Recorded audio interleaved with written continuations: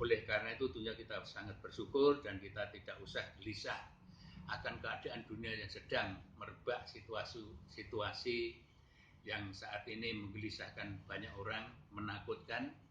Tapi kita harus berpegang teguh pada firman Tuhan, jangan takut. Kalau saudara baca dalam Yesaya 41 ayat 10 itu jelas sekali. Jangan takut, aku memegang tanganmu. Wah, luar biasa, saudara nanti baca ya. Jadi ini sesuatu yang sangat luar biasa, perlu kita imani. Kalau Tuhan katakan jangan takut, pasti ada jaminan Tuhan akan tanggung jawab segala keberadaan kita. Namun dengan catatan, saya garis bawahi, saudara jangan bimbang, saudara jangan cemas dengan berita-berita yang saat ini juga menakutkan. Tetapi kalau kita tetap di dalam Kristus, darah Kristus sangat berkuasa untuk menaungi, untuk membentengi kehidupan kita orang percaya. Oleh karena itu, Bapak Ibu Saudara sekalian, tadi dikatakan, jelas sekali Petrus ya katakan, sebab kamu tahu bahwa kamu telah ditebus dari cara hidupmu yang sia-sia, yang kamu warisi dari nenek moyangmu, itu bukan dengan barang yang fana, bukan pula dengan perak atau emas. Jadi kehidupan warisan nenek moyang kita adalah kehidupan yang sungguh-sungguh jauh daripada Tuhan. Ya. Jadi kasih Allah melalui Kristus ini sesuatu yang sangat luar biasa. Dan di situ katakan ayat 20 mengatakan, melainkan dengan darah yang mahal, yaitu darah Kristus yang sama seperti darah anak domba yang tak bernoda dan tak bercacat. Saudara sekalian, darah Kristus adalah sungguh-sungguh darah yang mengandung kuasa, ya, sanggup mengampuni dosa kita, menyucikan dosa kita.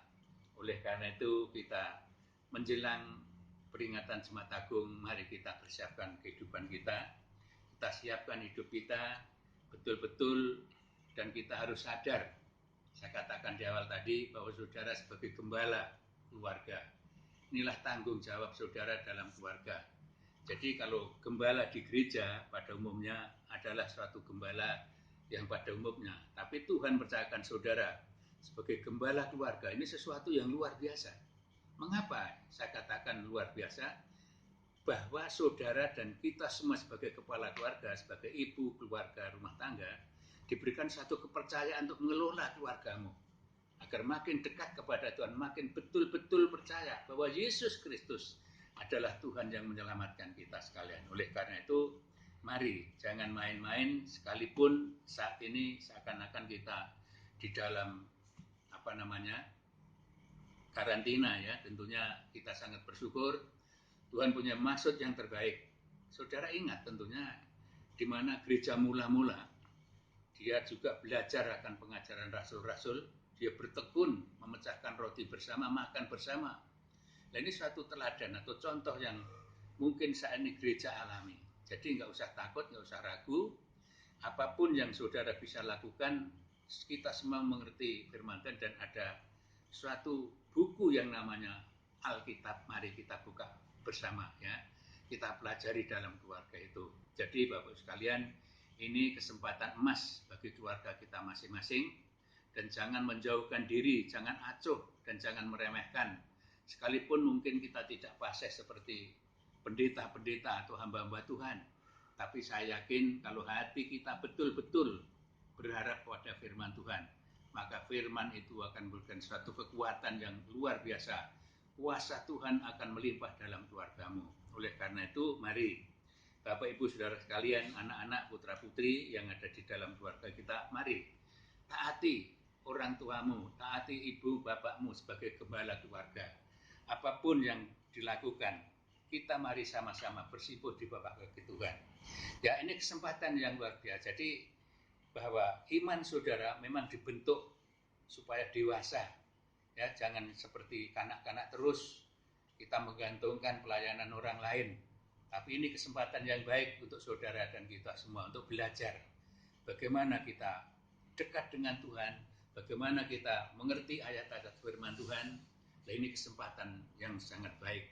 Tentunya jam-jam ibadah seperti hari Minggu, mungkin hari Rebu, hari Kamis, dan Sabtu dan seterusnya. Ini kesempatan bagi Bapak Ibu sekalian. Dan mungkin hari-hari yang lain bisa kita lakukan doa bersama di dalam keluarga. Di situ ada pujian, ada renungan. Mari kita belajar. Kesempatan untuk kita semua. Jangan mengharapkan, jangan menggantungkan kepada orang-orang lain. Ya, Tuhan berikan kesempatan. Ini sesuatu yang luar biasa, Bapak sekalian. Menurut saya, ini kesempatan yang Tuhan berikan bagi keluarga-keluarga. Mari, jangan menjauhkan persekutuan kita dengan keluarga kita.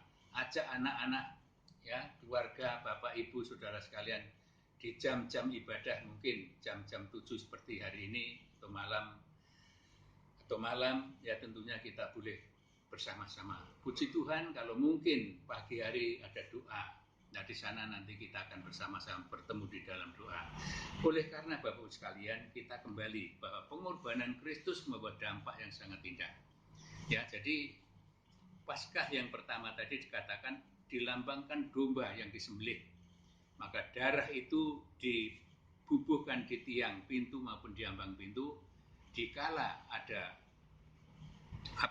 tulah lewat, maka rumah tangga dan keluarga itu akan selamat. Begitu juga dalam kehidupan saudara dan kita semua. Keluarga kita telah menerima Kristus Yesus sebagai Tuhan. Di situ bukan darah daripada domba seperti kambing atau domba, tapi di situ dikatakan darah Kristus yang berkuasa. Ini harus pegang teguh, saudara sekalian. Oleh karena saya tekankan bahwa darah Kristus membawa dampak untuk melepaskan dari dosa kita. Bahkan Paulus katakan dalam 2 Korintus pasal 5 ayat 21, dia katakan, dia yang tidak kenal dosa dibuatnya menjadi dosa karena kita, agar di dalam dia kita dibenarkan oleh Allah. Oh, luar biasa. Saudara menjadi orang-orang yang telah dibenarkan. Bukan saja dibenarkan.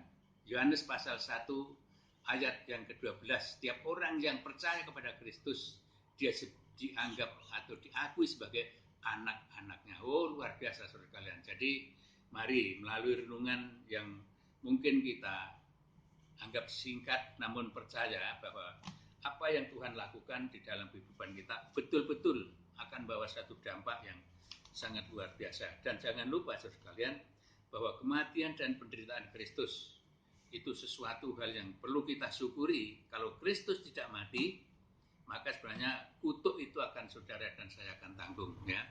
Tapi kalau saudara baca dalam Galati pasal 3 ayat 13 itu dikatakan terkutuk orang yang mati disalibkan. Itu sebenarnya saudara dan saya yang akan menanggung.